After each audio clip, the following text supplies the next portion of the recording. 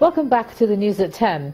Despite the billions of naira spent to control erosion in most parts of southern Nigeria, the situation remains challenging. As a result, experts are looking at other ways of addressing the issue. One of these is involving communities and educating them on the need to change certain practices that negatively impact on the environment.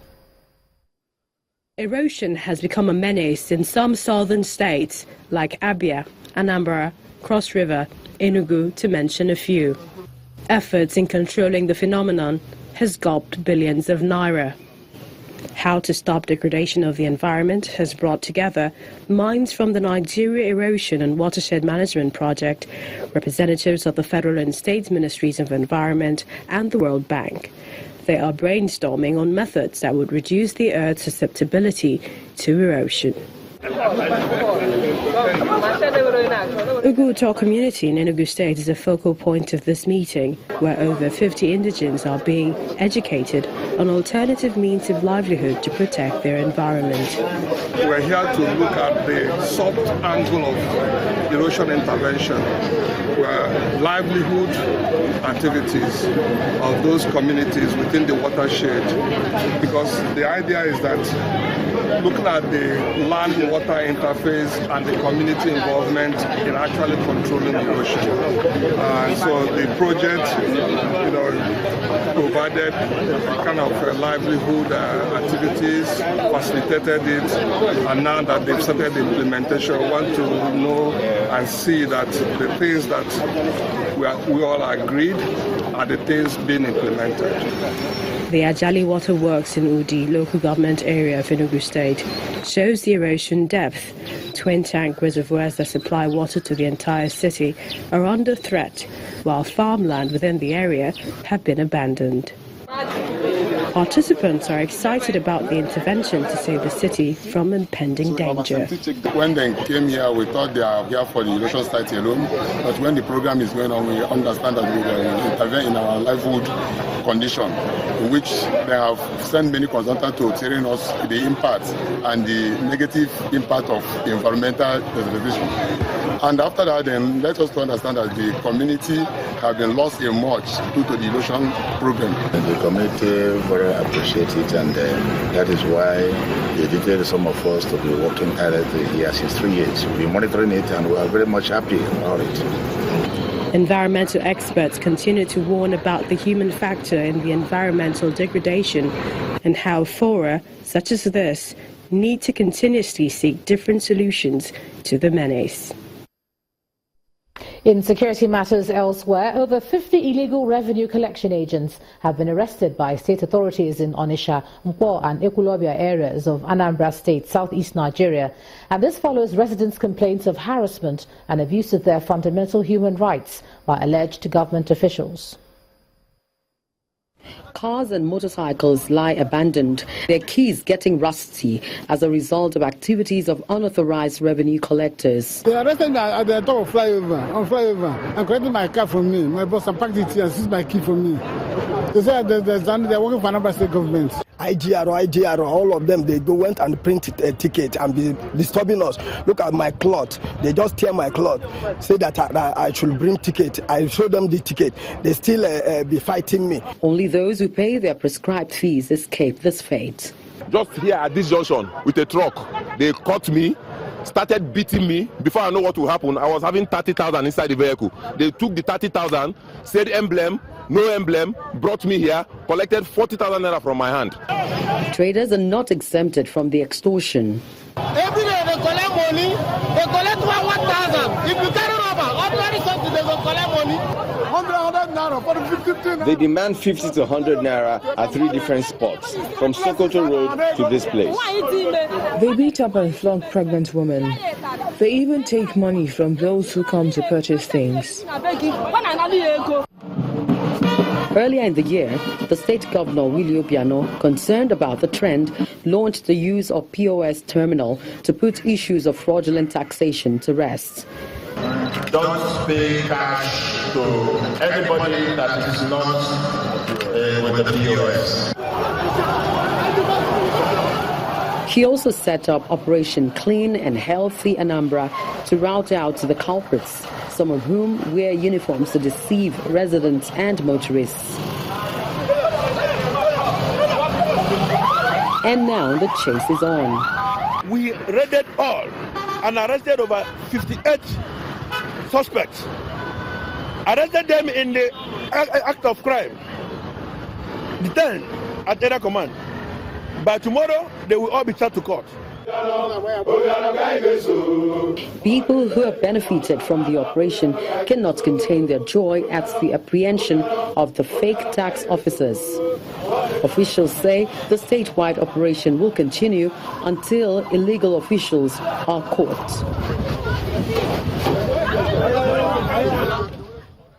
To aviation now, First Nation Airline has postponed resumption of its flight operations earlier scheduled for today.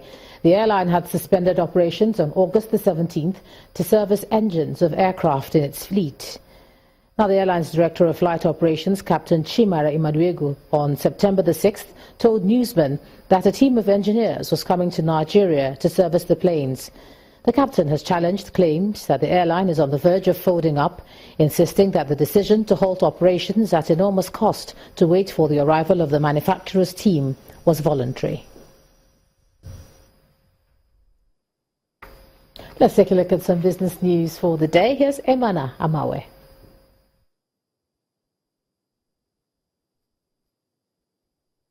You first. First Bank.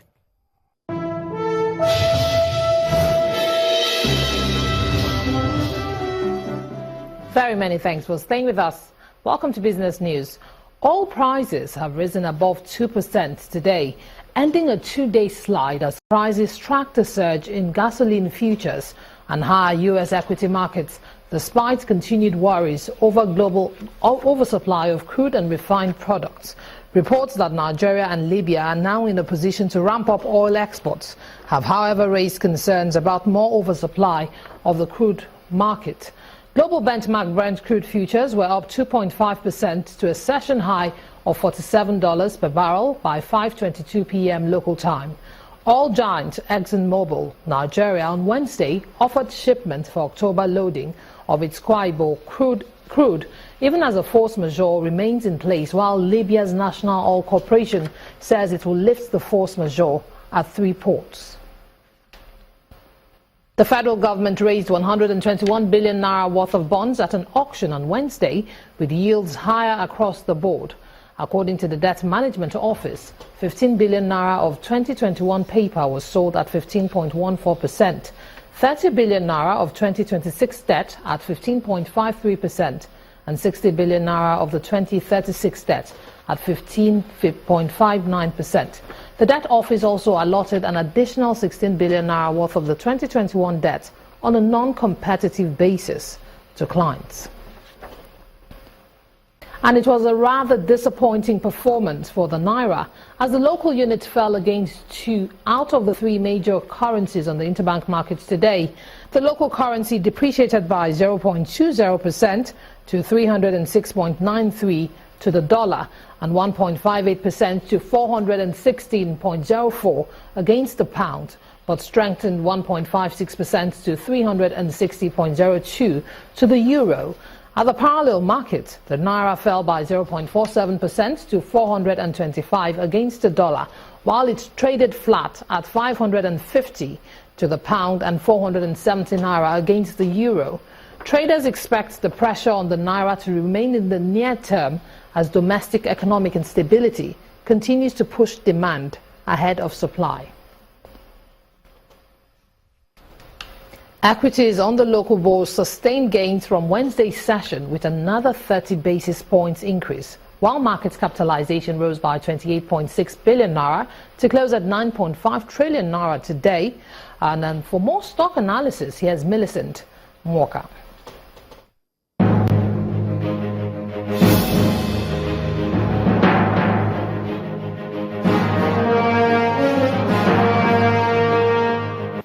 Hello and welcome to the Stock Market Report. The Nigerian equities market sustained the positive tempo, with the key index climbing by 0.30% to end Thursday's session at 27,725.40. Market capitalization grew to 9.52 trillion naira. Volume traded also appreciated to 200.29 million shares, valued at 1.59 billion naira, and exchanged in over 3,200 deals. Now, 28 stocks appreciated, and top on that list was Conor with 10.23%. Africa Prudential Registrars and Unilever were also among the day's top gainers. But it was a different story for Nymeth, Skybank and Transcorp, as they emerged the top 3 out of 16 losers for the session. FCMB, Access Bank and NEM Insurance were the major contributors to market turnover. And that's the stock market report. I'm Millicent Walker. Thank you, Millicent. While US and European bourses closed Thursday's session uptick, as upbeat trade on Wall Street boosted the market, but Asian equities ended mixed amid lingering uncertainty over key central bank policy meetings next week. Here are the figures.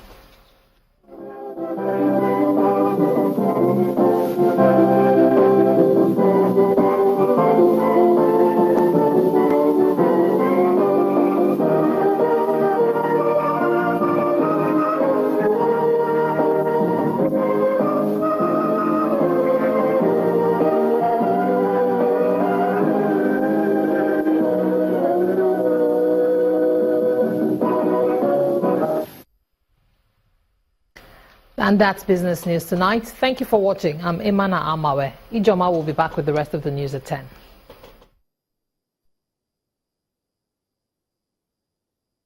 You first.